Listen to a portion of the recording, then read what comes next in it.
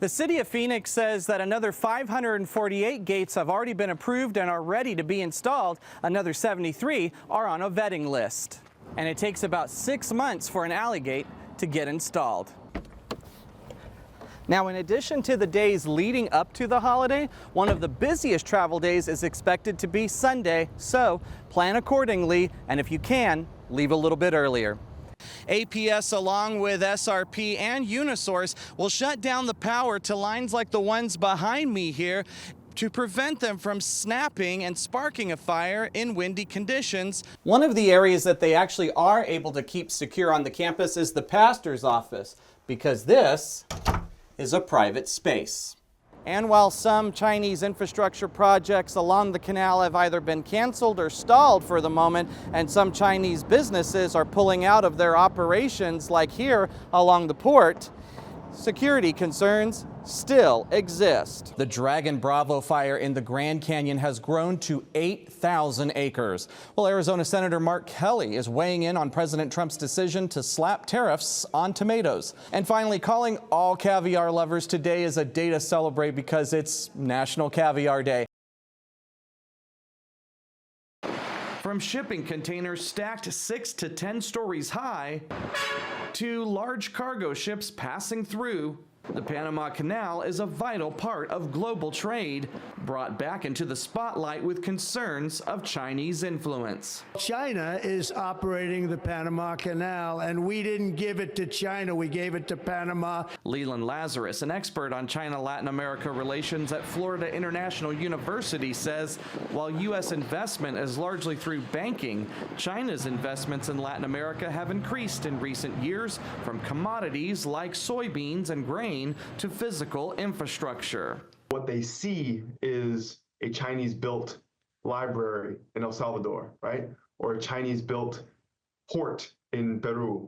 China's presence in Panama dates back more than 150 years, but recently Chinese-backed projects, including bridges, energy, and wireless technology, makes China's presence more visible. Hong Kong-based CK Hutchins Incorporated, which operates the ports at both ends of the canals, recently sold their operations to U.S.-based conglomerate BlackRock. Despite some Chinese businesses ending operations along the canal, security concerns still exist. According to a Wall Street Journal report, military intelligence under the Biden administration found at least 5 sites near the canal that China could use for military purposes.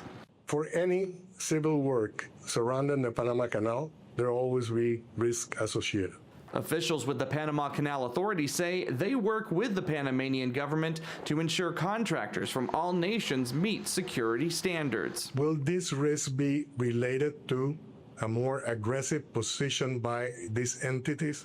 It's yet to be determined. Leaders say one way to address concerns of Chinese influence is for the U.S. to increase its investment in Panama. Eddie McCoven, Cronkite News.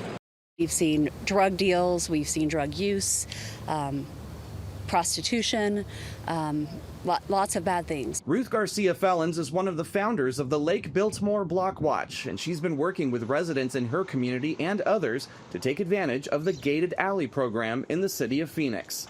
One of the alleys she worked to get a gate on was this one, right behind Cholla Middle School. You could have people wandering through during the school day, people throwing things over the fence. It just wasn't a good, safe environment for the students of Cholla School. The gated alley program started as a pilot project in 2017, and since 2022, it's been an official budgeted city program. And the city recently hit another milestone, with the number of alley gates now surpassing 1,100.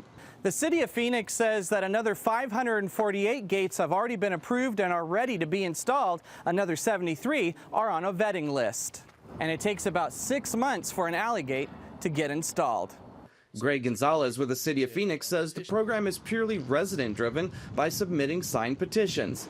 There are some additional things the city requires, like making sure all of the homes have a fenced backyard, and there are situations where Gonzalez says an alley gate may not be approved. Is there parking in the alleys? Are there garages in the alleys? Are there multifamily or commercial vehicle use that goes back there, or even commercial trash collection?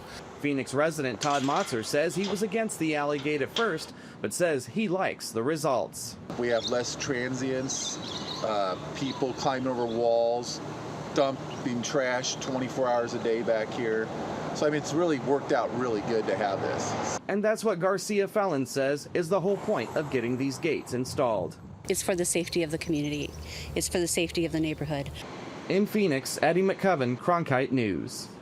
The goal is not to sell this to children. I mean, that's just not what we're about.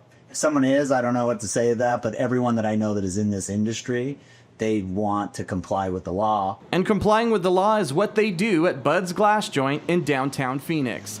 Co-owner Andrew Meister, who goes by Bud, says they've passed undercover inspections from the Arizona Attorney General's office, adding his staff checks IDs for all customers. It's very easy. You just ask anyone who looks even remotely on the cusp of not being 35 or, older for their ID. Attorney General Chris Mays recently announced civil suits against 4 smoke shops in the valley that were caught repeatedly selling tobacco products to people under 21. Isabella Gutierrez is one of 100 youth volunteers who take part in sting operations to see if stores are checking IDs. They'll check knowingly, input the date of birth that is incorrect, like 1995 or something, even though it says on there my correct date of birth. At a press conference, Mays took aim at the smoke shop industry, saying the sale of colorful and toy-like paraphernalia is directly targeted to children and illegal. This stuff is clearly being marketed to our kids, and that is against the law in the state of Arizona. Meister has a few colorful items in his shop with some familiar characters. So the Mario bongs are not for kids? No, but I grew up playing Mario on Nintendo, and so I'm 44 years old, and that resonates with me as an adult. So it's nostalgia. The Attorney General's office says 51% of Arizona high school students have tried vaping, and Phoenix Children's Hospital says 1 in 2 high schoolers have tried e-cigarettes. It's a trend that AG Mays hopes to curtail with the actions of her office. In downtown Phoenix, Eddie McCoven, Cronkite News.